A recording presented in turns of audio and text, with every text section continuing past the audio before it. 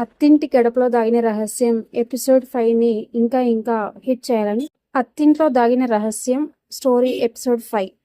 చీకట్లో కత్తితో నిలబడ్డ ఆ వ్యక్తిని చూసి సిరి భయంతో వెనక్కి అడుగు వేస్తుంది. అంతలో సిరి పక్కకు తప్పుకొని అర్జున్ గట్టిగా అరుస్తాడు. అక్కడికి పరిగెత్తుకుంటూ వస్తాడు. ముసుగు ధరించిన వ్యక్తి వెంటనే పారిపోవడానికి ప్రయత్నిస్తాడు. అర్జున్ అతడిని వెంబడిస్తాడు. కొన్ని క్షణాల తర్వాత ఆ వ్యక్తి తన ముసుగు తీసేసి చీకట్లో మాయమైపోతాడు. అర్జున్కి అతని ముఖం సరిగ్గా కనిపించదు. సిరి నేలపై పడిపోయిన ఒక చిన్న వెండి లాకెట్ను గమనిస్తుంది. దానిపై ఏ అనే అక్షరం కనిపిస్తుంది. అదే గుర్తు అనన్య డైరీలో కూడా ఉండడం సిరి బాగా గమనిస్తుంది. ఆ రాత్రి సిరి ఆ లాకెట్ను తెరిచి చూస్తుంది. లోపలి ఉన్న చిన్నారి ఫోటో, మరోవైపు భానుమతి యువకురాలిగా ఉన్న ఫోటో ఉంటుంది. దాని వెనుక అమ్మా నన్ను క్షమించు అని రాసి ఉండటం చూసి సిరి ఆశ్చర్యపోతుంది. అనన్య భానుమతి కూతురేనా అనే ఆలోచనలో ఉండగా రామయ్య మెల్లగా గదిలోకి వస్తాడు. అవునమ్మా, అనన్య ఈ ఇంటి కూతురే, కానీ అందరికీ ఆమె చనిపోయిందని చెప్పారు. మరి నిజం ఏంటి అని అడుగుతుండగా రామయ్య మాట్లాడబోతుండగా బయట ఒకసారి పెద్ద శబ్దం వినిపిస్తుంది. అందరూ బయటకి పరిగెత్తుతారు. ఇంటి ఆవరణలో ఉన్న పాత మర్రి చెట్టు కింద ఒక పాత సమాధి తెరుచుకొని ఉంటుంది. దానిపై ఉన్న రాతి పలక విరిగిపడి ఉంటుంది. దానిపై అనన్య 2006-2014 అని రాసి ఉంటుంది. సమాధి లోపల ఎముకలు ఉండాల్సిన చోటు ఖాళీగా ఉంటుంది. అందరూ షాక్ గురవుతారు.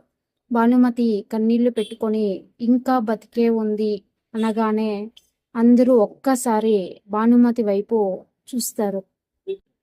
అనన్య ఇంకా బతికే ఉందా అని సిరి ఆశ్చర్యంగా అడుగుతుంది. అత్తయ్య నిజం చెప్పండి, అనన్య ఎక్కడుంది? భానుమతి కళ్ళలో నీళ్లు తిరుగుతాయి, కానీ సమాధానం చెప్పకుండా ఇంట్లోకి వెళ్ళిపోతుంది.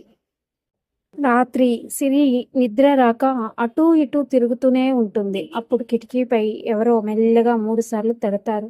సిరి భయంతో కిటికీ తెరుస్తుంది. బయట ఎవ్వరూ కనిపించరు. కానీ కిటికీ దగ్గర ఒక చిన్న కాగితం ఉంటుంది.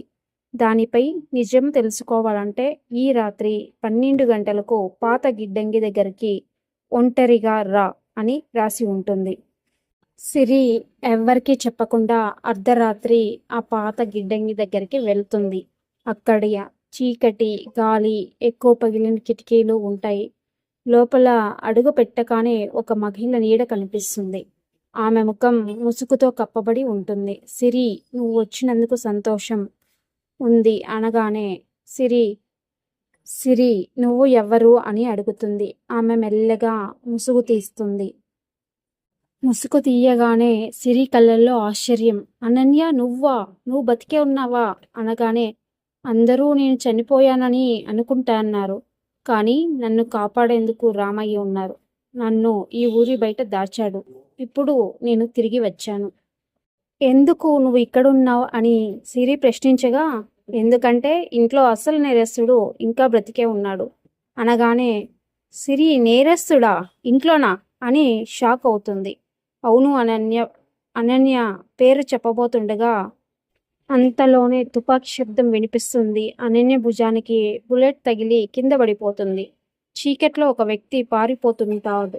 సిరి అతని ముఖం చూడలేకపోతుంది. కానీ అనన్య సిరి చేతిని గట్టిగా పట్టుకొని ఆ లాకెట్ తెరువు అని చెప్పి స్పృహ కోల్పోతుంది. సిరి చేతిలో ఉన్న ఏ అనే లాకెట్ ఒక్కసారిగా తెరుచుకుంటుంది. లోపల ఒక పెన్ డ్రైవ్ అయితే కనిపిస్తుంది.